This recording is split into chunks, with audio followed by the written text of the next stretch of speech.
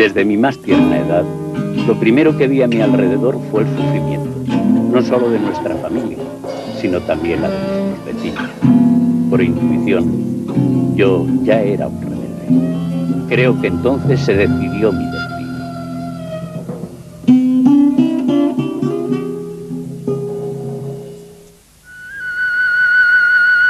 José Buenaventura Durruti nació un 14 de julio. Sus padres fueron Santiago Durruti y Anastasia Dumange. Según su maestro de escuela, fue un niño travieso pero de nobles sentimientos.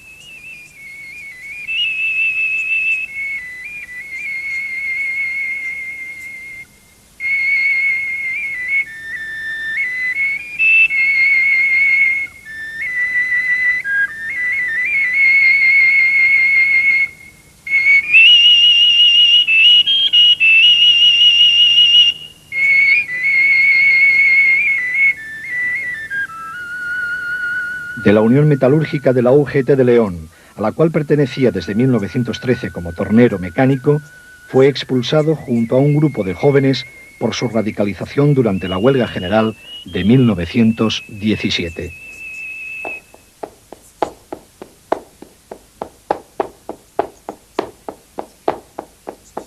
Perseguido por la policía, busca refugio en Asturias.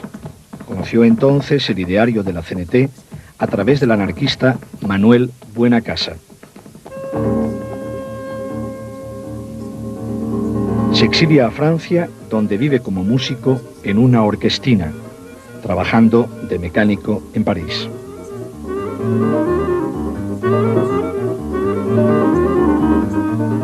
Pero ante los estragos que el pistolerismo patronal y policiaco hacían en las filas de la CNT, Durruti decide regresar, presentándose en abril de 1921 en la CNT de San Sebastián. Manuel Buenacasa lo incorpora al grupo de los justicieros. En Zaragoza, en 1922, se les une a Ascaso y todos juntos parten hacia Barcelona. Nuestro grupo anarquista se formó el año 1923, en circunstancias muy aciagas para nuestro movimiento, muy tristes para toda la clase trabajadora. Dueños casi de la ciudad eran las bandas de pistoleros del Sindicato Libre que patrocinaba la patronal. Las hordas policíacas coadyuvaban a la obra de destrucción de nuestras organizaciones y de nuestros hombres. Había caído el coloso del anarcosindicalismo, Salvador Seguí. Habían caído viejos militantes, primeros hombres de nuestro movimiento tan espléndido de hoy. Cuando comprendimos nosotros que probablemente pudiera llegar el momento de que fuésemos absolutamente vencidos, nos unimos en aquel momento, lo que no tengo vergüenza en decir, lo que tengo orgullo en confesar, los reyes de la pistola obrera de Barcelona. Vivíamos y actuábamos disgregados, pero hicimos una selección. Los mejores terroristas de la clase trabajadora, los que mejor podían devolver golpe por golpe, y al llegar al fin la victoria al proletariado, nos separamos de los demás compañeros, nos unimos y formamos un grupo anarquista, un grupo de acción para luchar contra los pistoleros, contra la patronal y contra el gobierno. Conseguimos nuestro objetivo, les vencimos, nuestros golpes fueron más duros, más a la cabeza que los que ellos nos habían dado.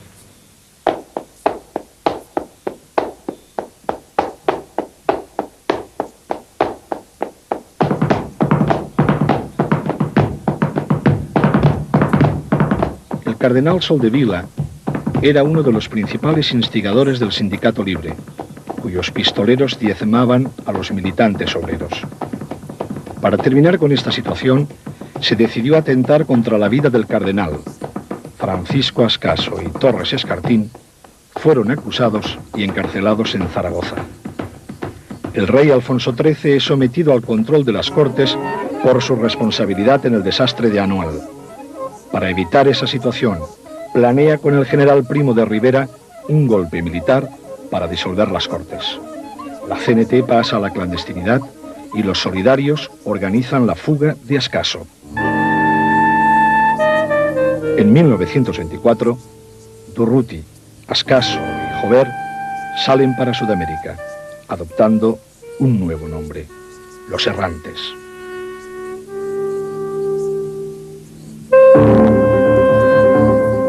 Huyendo de un lado para otro, terminan por volver a Europa justo en el momento en que Alfonso XIII debe visitar París. Planean un atentado contra el rey que fracasa por una delación.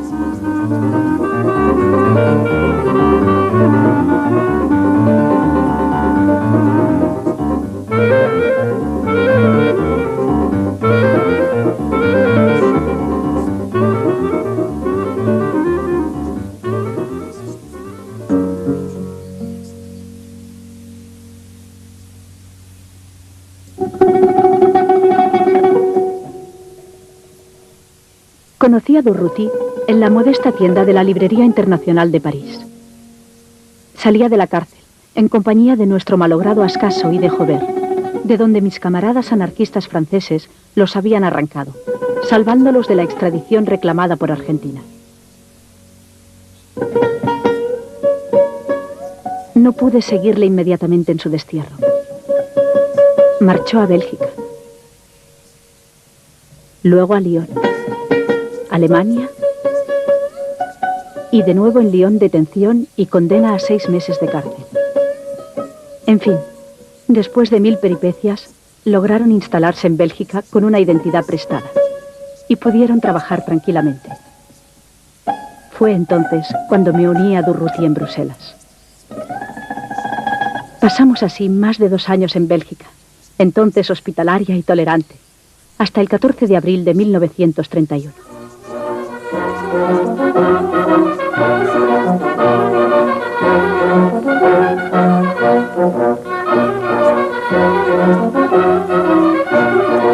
La caída de la monarquía española fue como un rayo entre nosotros. Todos los camaradas españoles se prepararon inmediatamente para volver a su país. ¡Qué espectáculo inolvidable! El tren repleto de españoles, exuberantes de alegría, vibrantes de entusiasmo por la idea de volver a su tierra natal, donde podrían reanudar el combate.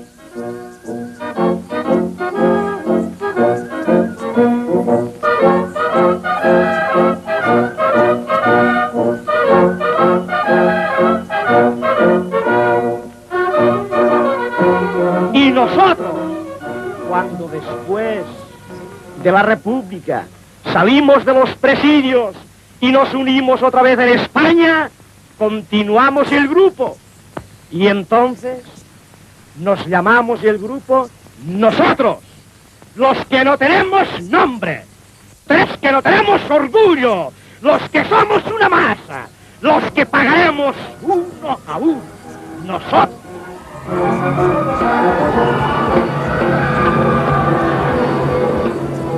Algunas semanas más tarde, la compañera de Ascaso y yo llegamos a Barcelona para ocupar nuestro sitio junto a nuestros queridos compañeros. Poco tiempo después del nacimiento de nuestra pequeña Colette, Durruti, Ascaso y algunos centenares de militantes de la CNT y de la FAI eran arrancados de sus familias y de sus camaradas de lucha, y el Buenos Aires los conducía en su viejo armazón hacia el África inhospitalaria y malsana.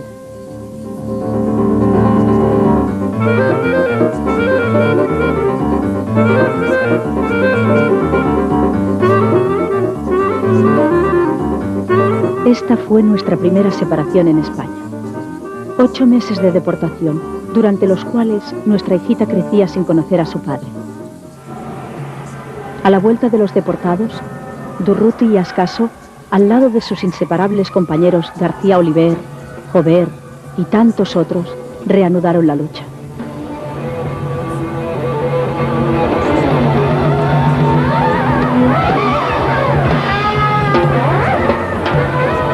Luego fueron las tentativas revolucionarias. las detenciones, Sevilla, Zaragoza.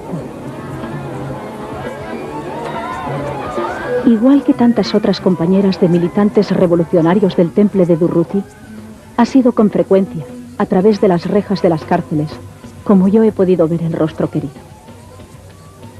Lo más frecuente, yo estaba sola con mi pequeña Colette, que parecía destinada a vivir sin el afecto paternal. Pero esta vida penosa me parecía dulce si pensaba en los sacrificios de los militantes españoles que exponían tan fácilmente su libertad como su vida.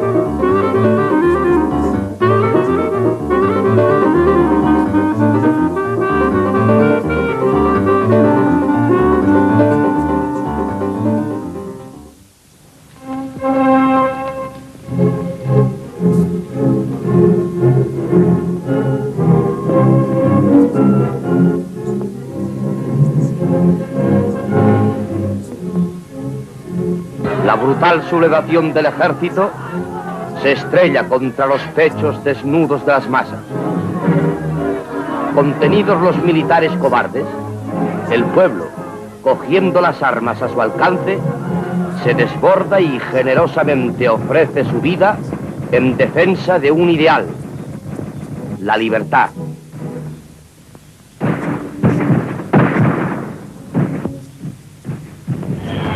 El pueblo, magnífico en su furor, hizo fracasar el cobarde propósito de unos militares sin honor, en sorda alianza con la alta burguesía y los negros cuervos de la Iglesia que inspira el Vaticano. Hombres del pueblo, muchachos que luchan con el ardor de sus pechos juveniles bajo la bandera roja y negra de la FAI, bajo la roja enseña de las milicias antifascistas, levantaron barricadas contra la reacción en los puntos estratégicos de las barriadas obreras. Capitanía, cabeza del movimiento insurreccional.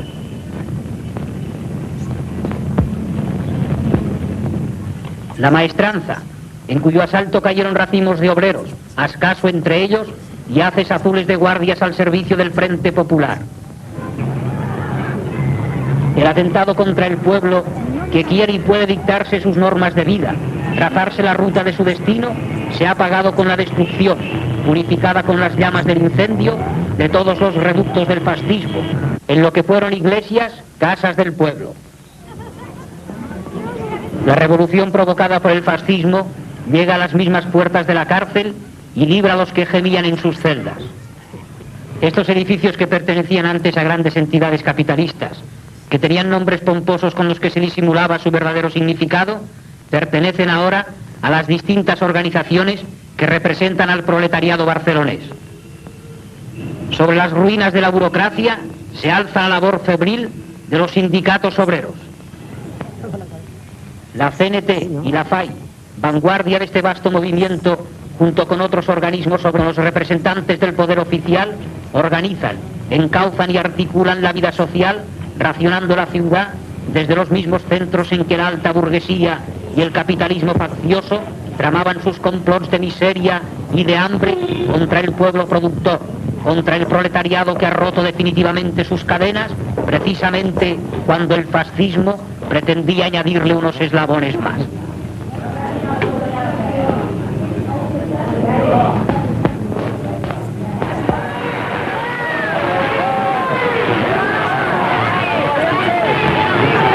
Vencido el fascismo en casi la totalidad del territorio español, restan por reducir algunos focos.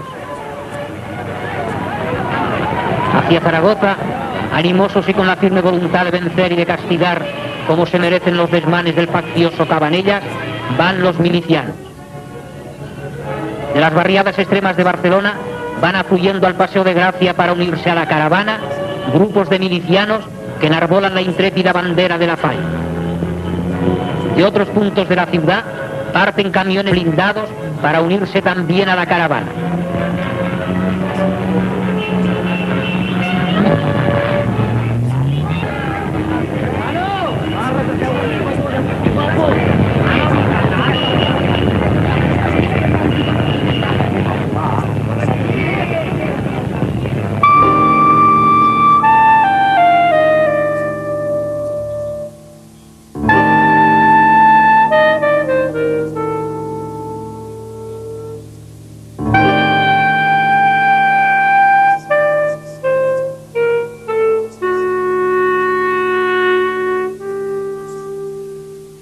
Es un hombre alto, moreno, de rasgos morunos, hijo de humildes campesinos. ¿Considera ya aplastados a los militares rebeldes? No, todavía no los hemos vencido. Ellos tienen Zaragoza y Pamplona. Ahí es donde están los arsenales y las fábricas de municiones. Tenemos que tomar Zaragoza y después saldremos al encuentro de las tropas compuestas de legionarios extranjeros que ascienden desde el sur, mandadas por el general Franco. Dentro de 2 o 3 semanas nos encontraremos entregados en batallas decisivas. ¿2 o 3 semanas? 2 o 3 semanas, o quizá un mes. La lucha se prolongará como mínimo todo el mes de agosto. El pueblo obrero está armado. En esta contienda, el ejército no cuenta. Hay 2 campos: los hombres que luchan por la libertad y los que luchan por aplastarla. Todos los trabajadores de España saben que si triunfa el fascismo, vendrá el hambre y la esclavitud. Pero los fascistas también saben lo que les espera si pierden. Por eso esta lucha es implacable. Para nosotros, de lo que se trata es de aplastar al fascismo de manera que no pueda levantar jamás la cabeza en España. Estamos decididos a terminar de una vez por todas con él, y esto a pesar del gobierno. ¿Por qué dice usted a pesar del gobierno? ¿Acaso no está este gobierno luchando contra la rebelión fascista? Ningún gobierno del mundo pelea contra el fascismo hasta suprimirlo. Cuando la burguesía ve que el poder se le escapa de las manos, recurre al fascismo para mantener el poder de sus privilegios. Y esto es lo que ocurre en España. Si el gobierno republicano hubiera deseado terminar con los elementos fascistas, hace ya mucho tiempo que hubiera podido hacerlo. Y en lugar de eso, temporizó, transigió y malgastó su tiempo buscando compromisos y acuerdos con ellos. Aún en estos momentos hay miembros del gobierno que desean tomar medidas muy moderadas contra los fascistas. ¿Quién sabe? Si aún el gobierno espera utilizar las fuerzas rebeldes para aplastar el movimiento revolucionario desencadenado por los obreros. Entonces, usted ve dificultades aún después que los rebeldes sean vencidos. Efectivamente. Habrá resistencia por parte de la burguesía que no aceptará someterse a la revolución, que nosotros mantendremos con toda su fuerza. Largo Caballero e Indalecio Prieto han afirmado que la misión del Frente Popular es salvar la República y restaurar el orden burgués. Y usted, Durruti, usted me dice que el pueblo quiere llevar la revolución lo más lejos posible. ¿Cómo interpretar esta contradicción? El antagonismo es evidente. Como demócratas burgueses, esos señores no pueden tener otras ideas que las que profesan. Pero el pueblo, la clase obrera, está cansada de que se le engañe. Los trabajadores saben lo que quieren. Nosotros luchamos no por el pueblo, sino con el pueblo. Es decir, por la revolución dentro de la revolución. Nosotros tenemos conciencia de que en esta lucha estamos solos y que no podemos contar nada más que con nosotros mismos. Para nosotros, no quiere decir nada que exista una Unión Soviética en una parte del mundo, porque sabíamos de antemano cuál era su actitud en relación a nuestra revolución. Para la Unión Soviética, lo único que cuenta es tranquilidad. Para gozar de esa tranquilidad, Stalin sacrificó a los trabajadores alemanes a la barbarie fascista. Antes fueron los obreros chinos que resultaron víctimas de ese abandono. Nosotros estamos aleccionados y deseamos llevar nuestra revolución hacia adelante, porque la queremos para hoy mismo y no quizá después de la próxima guerra europea. Nuestra actitud es un ejemplo de que estamos dando a Hitler y Mussolini más quebraderos de cabeza que el Ejército Rojo, porque temen que sus pueblos, inspirándose en nosotros, se contagien y terminen con el fascismo en Alemania y en Italia. Pero ese temor también lo comparte Stalin. porque el triunfo de nuestra revolución tiene necesariamente que repercutir en el pueblo ruso. Este es el hombre que representa a una organización sindical que cuenta aproximadamente con 2 millones de afiliados y sin cuya colaboración la República no puede hacer nada, incluso en el supuesto de una victoria sobre los sublevados.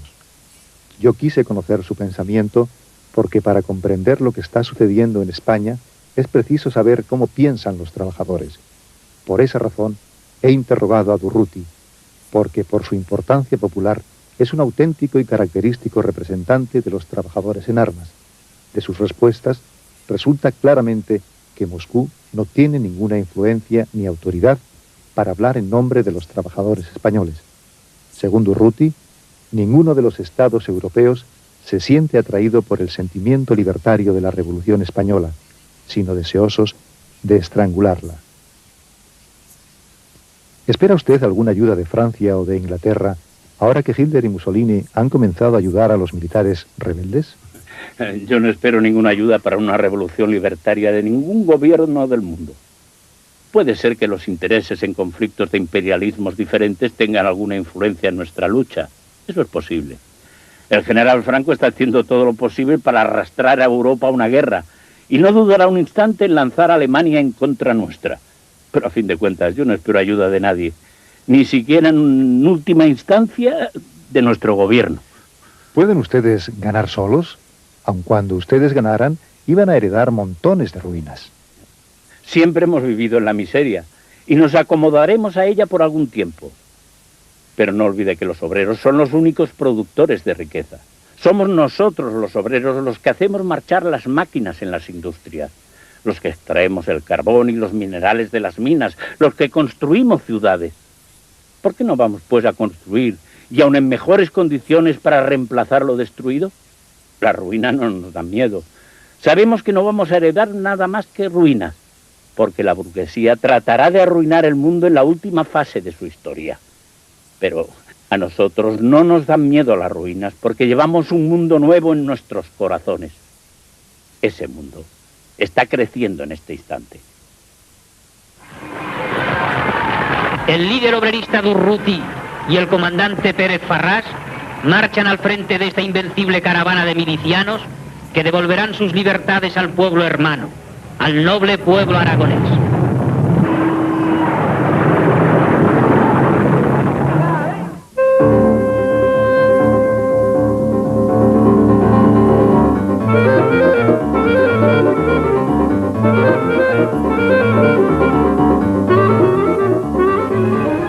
Majestuosa e imponente es la sencillez con que avanza nuestra columna motorizada.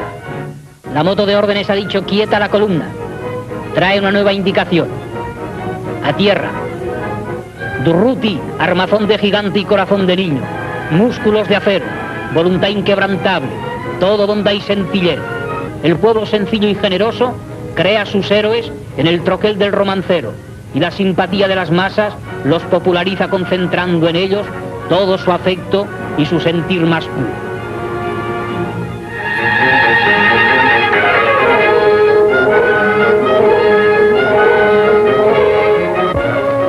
El cambio de impresiones ha terminado y la columna prosigue su camino a Aragón adentro. He aquí el pueblo ignorado hasta ayer, cuyo nombre aparece constantemente en todos los periódicos, en todas las conversaciones. Bujaraló, cuartel general de la columna de los aguiruchos de la FAI, dirigida por el camarada Durruti. He ahí el coche de la plana mayor.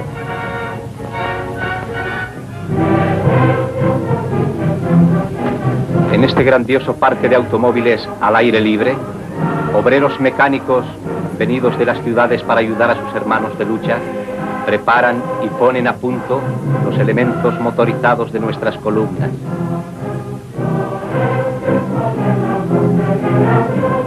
Los mandos de los frentes antifascistas de Aragón han acordado la toma de Siétamo.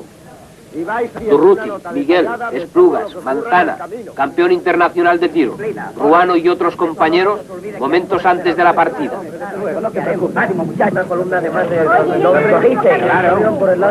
Encontramos un depósito de armas y municiones. Había más de 80 fusiles. A los coches. ¿Qué haces aquí? ¿Estáis listos?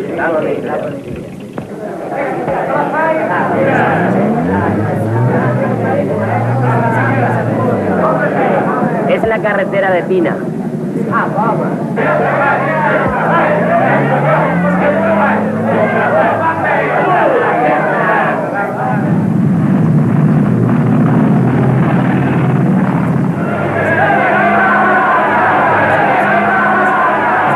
Siétamo, que ha sido evacuado por la población civil, es bombardeado por nuestros aviones y por las piezas emplazadas en una loma próxima. El camarada Botet dirige con magnífico acierto.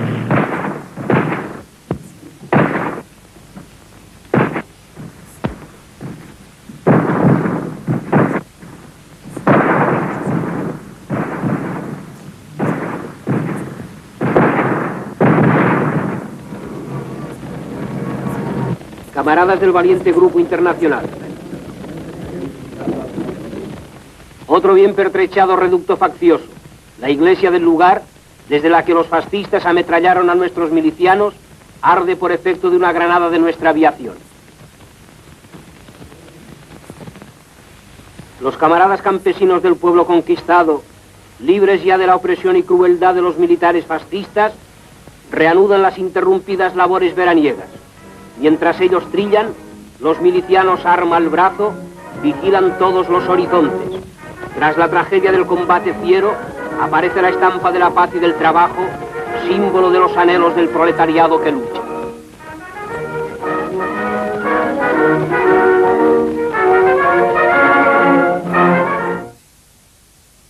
Para explotar propagandísticamente los éxitos que se obtenían en Siétamo, Monte Aragón y Estrecho Quinto, se creyó oportuno que un delegado de la columna se dirigiera por radio a los trabajadores españoles, y esa tarea se la encomendó a Durruti. Los militares profesionales esperaban que Durruti pusiera el acento de su discurso en dos temas que para ellos eran esenciales: la disciplina entre los soldados y el mando único en las operaciones militares. Pero las preocupaciones de Durruti eran muy otras. Él había visto claro cuál era la intención del gobierno de Largo Caballero. Veía igualmente cómo la contrarrevolución comenzaba ya a levantar la cabeza en la retaguardia, particularmente en Barcelona, donde el Partido Socialista Unificado de Cataluña, desconocido hasta el 19 de julio, empezaba a manifestarse como una fuerza política a la que habían acudido a hacer montón todos los expropiados por la revolución y los propios personajes de la Esquerra Republicana de Cataluña, con miras a hacer un frente común contra la clase obrera catalana, es decir, contra la base obrera de la CNT y de la FAI. De esta forma, lo que era impensable apenas 15 días atrás, comenzaba ya a decirse de manera disfrazada.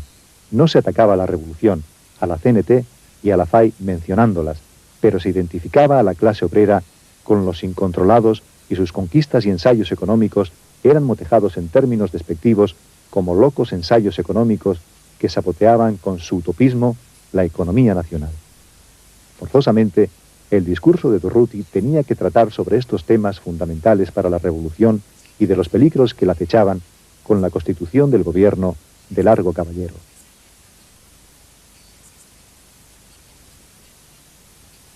Compañeros, en el frente de Aragón, las milicias obreras no están inactivas. Atacan, derrotan al enemigo y ganan terreno para la causa revolucionaria. Pero esto es solo el preludio de la gran ofensiva que las milicias van a emprender en todo el frente aragonés.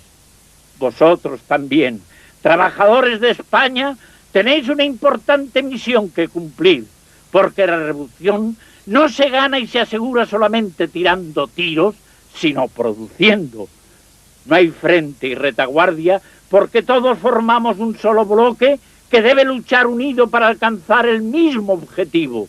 Y nuestro objetivo no puede ser otro que levantar una España representativa de la clase obrera.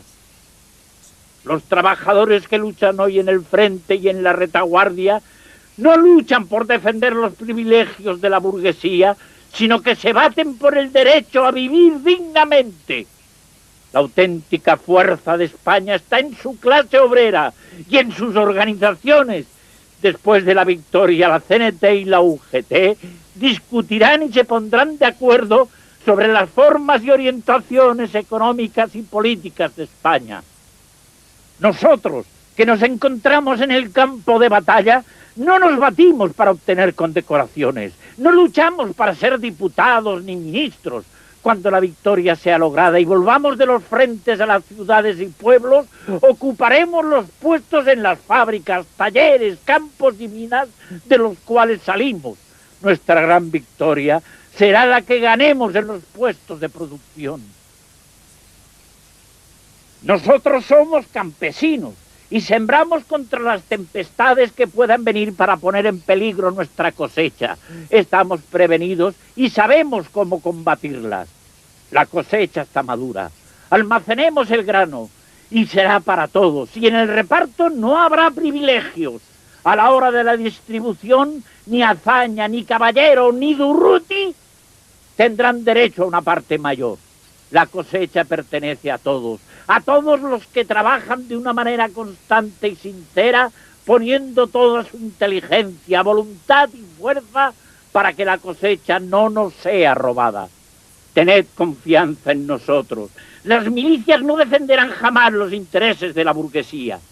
Ellas son y serán siempre la vanguardia proletaria en esta lucha que tenemos emprendida contra el capitalismo. El fascismo internacional está decidido a ganar la batalla y nosotros debemos estar decididos a no perderla. A vosotros, trabajadores que me escucháis tras las líneas enemigas, os decimos que la hora de vuestra liberación está próxima. Las milicias libertarias avanzan y nada ni nadie podrá detenerlas porque les empuja la voluntad de todo un pueblo.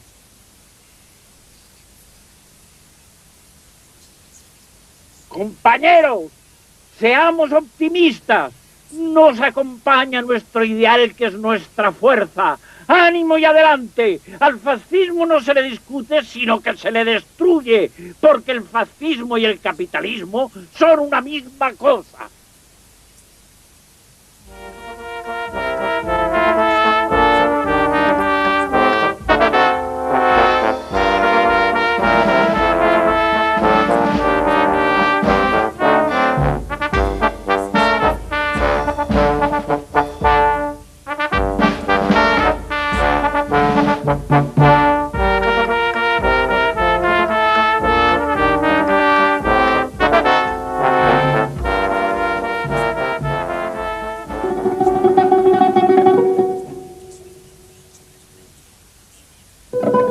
Pasé 4 meses inolvidables en el frente de Aragón junto a mi compañero.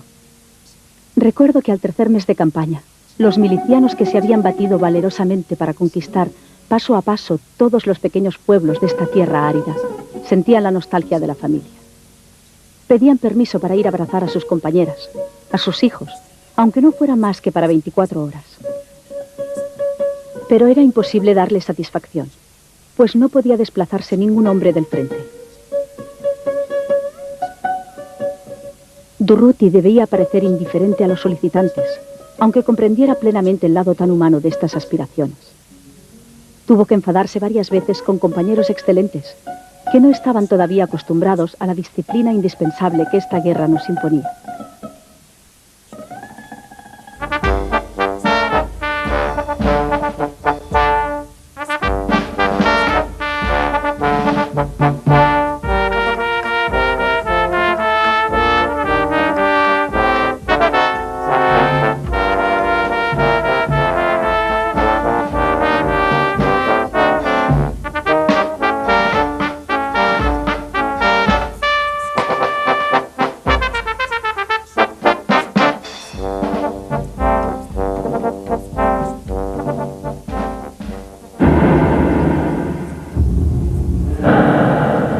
El gobierno central, con el fin de someter a la militarización a las columnas anarquistas, les negaba armamento. El abandono del frente de Aragón era tal que impedía llevar a cabo una ofensiva general sobre Zaragoza, Huesca y Teruel. Para remediar esa situación, Durruti apremió a Pierre Benard, secretario general de la Asociación Internacional de los Trabajadores, para que negociara con traficantes de armas una gran venta de material bélico. Acompañado de esos traficantes, Benard se presentó en Barcelona. La CNT y el propio García Oliver, como secretario de guerra en el Comité de Milicias Antifascistas de Cataluña, agregaron a Durruti a la comisión que debía proponer a Largo Caballero el asunto. De ese viaje a Madrid, Pierre Bénard habla de esta manera en el informe que presentó ante el Congreso Extraordinario de la AIT en 1937. La decisión que tomó aquella misma tarde el Consejo de Ministros fue la de concluir una compra de material de guerra por valor de 800 millones de pesetas, pero que al día siguiente se dobló la cantidad, quedando en 1.600 millones los que se invertirían. Quedó entendido que un tercio de la compra quedaría en Cataluña y Aragón. El jefe del Estado Mayor de Caballero dio las instrucciones necesarias a la Embajada de España en París para la rápida conclusión de la compra. El día 3 de octubre, en el propio Ministerio de la Marina, se redactó la lista de los materiales de la compra, en presencia de Durruti, los vendedores y yo mismo. La firma de este contrato tuvo inmediata repercusión, pues provocó la primera intervención de los agentes rusos en los asuntos oficiales de la política española. En efecto, en la noche del 3 al 4 de octubre, Rosenberg, en persona, el embajador ruso en Madrid, nos telefoneó a Durruti y a mí a las 3 de la madrugada al hotel de la Gran Vía, expresándonos el deseo de vernos con la máxima urgencia posible. Como no teníamos nada que hablar con el embajador de la Unión Soviética, alegamos que nuestros deseos no coincidían con los suyos y declinamos la invitación a la entrevista. El día 4 de octubre por la mañana salimos de Madrid para Barcelona.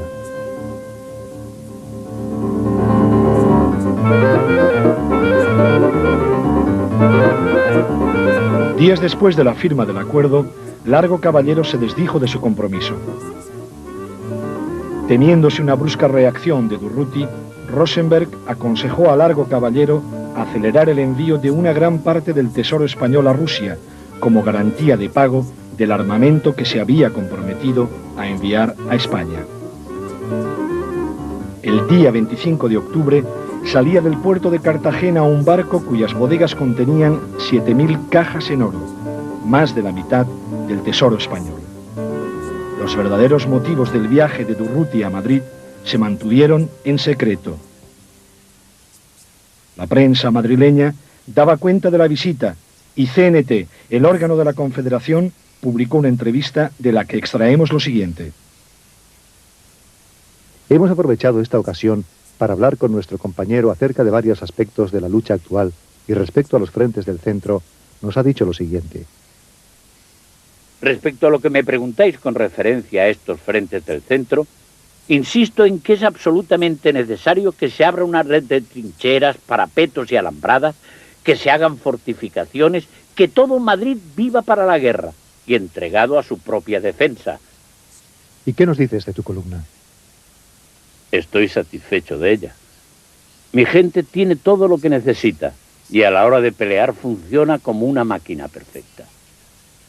No quiero decir con esto que se deshumanizan los milicianos, nada de eso. Nuestros compañeros de aquel frente saben por qué y para qué luchan. Se sienten revolucionarios y no pelean por unas palabras huecas ni por unas leyes más o menos prometedoras, sino por la conquista de la tierra, de las fábricas, de los talleres, de los medios de transporte, del pan, de la nueva cultura. Saben que su vida está en la consecución de la victoria. Además, nosotros, según creo que exigen las circunstancias, hacemos la guerra y la revolución al mismo tiempo. Las medidas revolucionarias de retaguardia no se toman únicamente en Barcelona, sino que llegan desde aquí hasta la línea de fuego. Cada pueblo que conquistamos empieza a desenvolverse revolucionariamente. Esto es lo mejor de la campaña. Se emociona uno, chicos. A veces, cuando estoy a solas, me pongo a meditar la obra que estamos realizando, y es entonces cuando más hondamente siento mi responsabilidad. Una derrota de mi columna sería algo espantoso, porque nuestra retirada no se parecería a la de ningún ejército. Tendríamos que llevarnos con nosotros a todos los habitantes de los pueblos por donde hemos pasado, absolutamente a todos. Desde las primeras líneas de fuego hasta Barcelona, en la ruta que hemos seguido no hay más que combatientes. Todo el mundo trabaja para la guerra y para la revolución. Esa es nuestra fuerza. Pasemos a la cuestión batallona de estos momentos, la disciplina. Hombre, me alegro. Se está hablando mucho acerca de eso, y a mi entender son muy pocos los que dan en el clavo. Para mí, la disciplina no es más que respeto a la responsabilidad propia y ajena. Estoy en contra de la disciplina de cuartel que solo conduce al embrutecimiento, al odio y al automatismo. Pero tampoco puedo admitir, porque las necesidades de la guerra la rechazan, esa libertad mal entendida a la que suelen recurrir los cobardes para escurrir el bulto.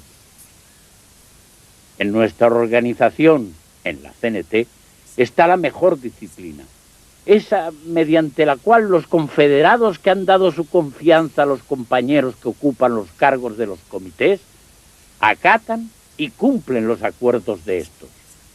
En guerra, los delegados deben ser obedecidos, de lo contrario, no es posible realizar ninguna operación. Si la gente no está de acuerdo con ellos, ya dispone de asambleas en las que puede estudiar su sustitución.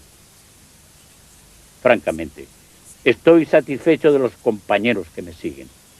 Supongo que ellos también están contentos conmigo. Allí no falta nada. Las compañeras pueden estar 2 días en el frente. Al cabo de ellos, se van a retaguardia. La prensa llega todos los días. Se come estupendamente. Hay libros en abundancia y en las horas de asueto las conferencias despiertan y avivan el espíritu revolucionario de todos los camaradas. El ocio no es conveniente. ¿Qué hora es? La 1 de la mañana, ¿no? Pues ahora, detrás de los sacos terreros, mis leones del frente de Aragón estarán abriendo trincheras con el mayor entusiasmo. Durruti sonríe recordando a sus compañeros de pelea. Siente en Madrid la emoción de su columna lejana. No saben que estoy aquí.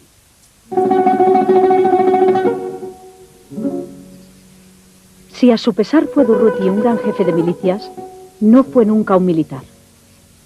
Fue, si se quiere, un extraordinario estratega revolucionario.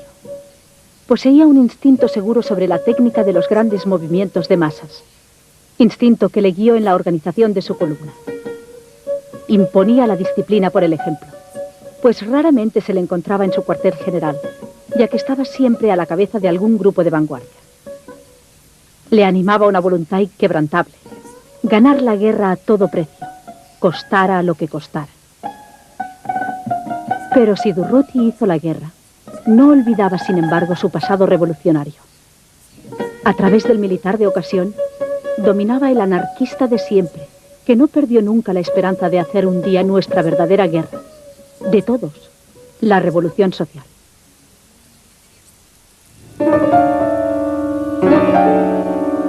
Durruti declaró a sus amigos que estaba asustado por los rápidos progresos que había hecho la contrarrevolución y los estragos que estaba haciendo el burocratismo en las filas de la CNT y de la FAI, y nos dijo que él tenía la intención de atacar ese tema en el discurso que le habían propuesto pronunciar. Muchos compañeros no pudieron oír el discurso radiado de Durruti en Barcelona, pero al leerlo en la prensa, el comentario fue unánime, considerando lo escrito como una manipulación de los periodistas. José Peirats, que era redactor del diario de Lérida, Acracia, confesó que él había tomado taquigráficamente el discurso y que la manipulación era evidente. Marcos Halcón, secretario del Sindicato de Espectáculos Públicos y viejo amigo de Durruti, comentó: recuerdo perfectamente el efecto que hizo ese discurso en muchos compañeros, responsables de la CNT y de la FAI. Y con más razón, recuerdo también el pánico que sintieron los medios políticos catalanes. Durruti les hizo saltar de miedo cuando en lenguaje extremadamente duro les anunció que hicieran lo que hicieren, no lograrían estrangular la revolución sobre pretexto de un antifascismo incoloro. No te exagero, y hay aún testimonios que unánimemente están de acuerdo al considerar que el texto publicado por la prensa, incluso la confederal, era un texto que, aunque violento, había sido censurado. Puedo asegurarte que ni de lejos el texto publicado correspondía a las palabras pronunciadas por Durruti, cuyas frases sonaron como verdaderas bofetadas para los aprovechados de la revolución.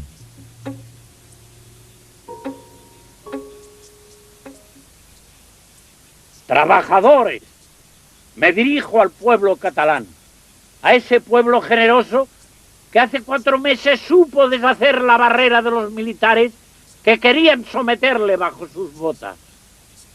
Os traigo un saludo de los hermanos y compañeros de Aragón a unos kilómetros de Zaragoza y que están viendo las torres de la Pilarica. A pesar de la amenaza que se cierne sobre Madrid, hay que tener presente que hay un pueblo en pie y por nada del mundo se le hará retroceder. Resistiremos en el frente de Aragón ante las hordas fascistas aragonesas y nos dirigimos a los hermanos de Madrid para decirles que resistan, pues los milicianos de Cataluña sabrán cumplir con su deber, como cuando se lanzaron a las calles de Barcelona para aplastar al fascismo. Me dirijo a las organizaciones y les pido que se dejen de rencillas y de zancadillas. Los del frente pedimos sinceridad, sobre todo a la CNT y a la FAI. Pedimos a los dirigentes que sean sinceros. Se tienen que dar cuenta los dirigentes que si esta guerra se prolonga mucho, hay que empezar por organizar la economía de Cataluña.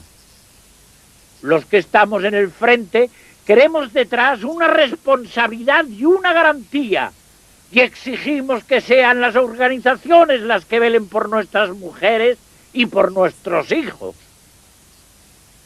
Estad tranquilos. En el frente no hay ningún caos, ninguna indisciplina. Todos somos responsables y conocemos el tesoro que nos habéis confiado. Pero nosotros hemos salido de Cataluña confiándoos la economía. Responsabilizaos, disciplinaos. No provoquemos con nuestra incompetencia después de esta guerra otra guerra civil entre nosotros. Si la militarización decretada es para meternos miedo y para imponernos una disciplina de hierro, se han equivocado, e invitamos a los que han confeccionado el decreto que vayan al frente a ver nuestra moral y nuestra disciplina, y luego vendremos nosotros a comparar aquella con la moral y con la disciplina de retaguardia. Por nada del mundo aquellos tiranos fascistas pasarán por donde estamos. Esta es la consigna del frente. A ellos les decimos: no pasaréis. A vosotros no pasarán.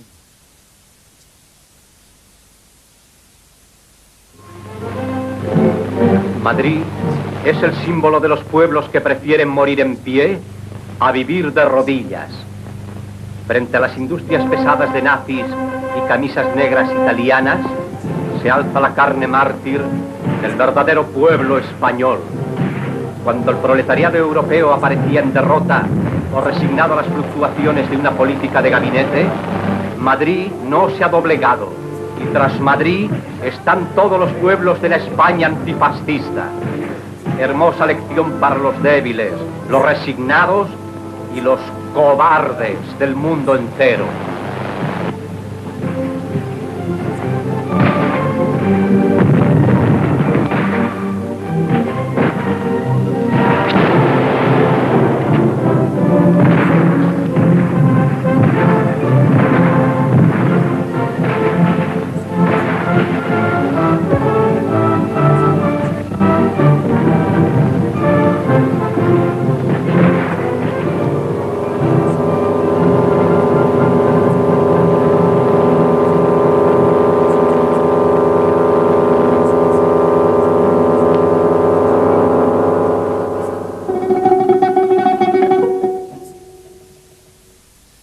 Fue esta misma voluntad de vencer la que le hizo correr en socorro de Madrid el Invencible cuando el Comité Nacional de nuestra querida CNT le llamó en las horas más críticas. Franco parecía que iba a triunfar fácilmente a la cabeza de sus voluntarios alemanes, italianos y moros. Franco no pasó. Y la heroica capital española se yergue todavía ante los más terribles bombardeos que guerra alguna haya conocido jamás. Pero Durruti cayó en el momento en que su organización tenía tanta necesidad de él. Cuando las milicias lo querían y lo respetaban, no como a un jefe, sino como a un guía incorruptible e inatacable. El sacrificio de los Durruti, de los Ascaso y de los millares de valientes luchadores anónimos no puede ser en vano. Su recuerdo queda grabado para siempre en la mente del pueblo español. Y su ejemplo será el guía más seguro que nos conducirá, a pesar de las enormes dificultades del momento, hacia el camino de la verdadera liberación. Qué bala te cortó el paso, maldición de aquella hora, atardecer de noviembre, camino de la victoria.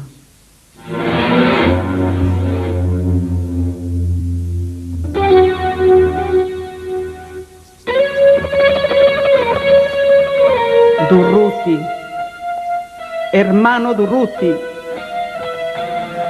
jamás se vio otra congoja más amarga que tu muerte sobre la tierra española.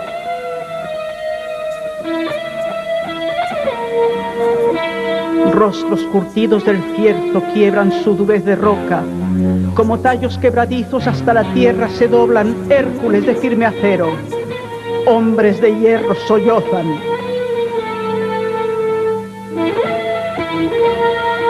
Fúnebres tambores baten apisonando la fosa. Durruti ha muerto, soldados, que nadie mengue su obra. Se buscan manos tendidas, los odios se desmoronan y en las trincheras profundas cuajan realidades hondas, porque a la faz de la muerte los imposibles se agotan. Aquí está mi diestra, hermano. Calma tu sed en mi boca. Mezcla tu sangre a la mía y tu aliento a mi voz ronca. Parte conmigo tu pan y tus lágrimas si lloras. Durruti bajo la tierra, en esto espera su honra. Rugen los pechos hermanos, las armas al aire chocan, sobre las rudas cabezas solo una enseña tremola. Durruti ha muerto, malhaya aquel que mengue su obra.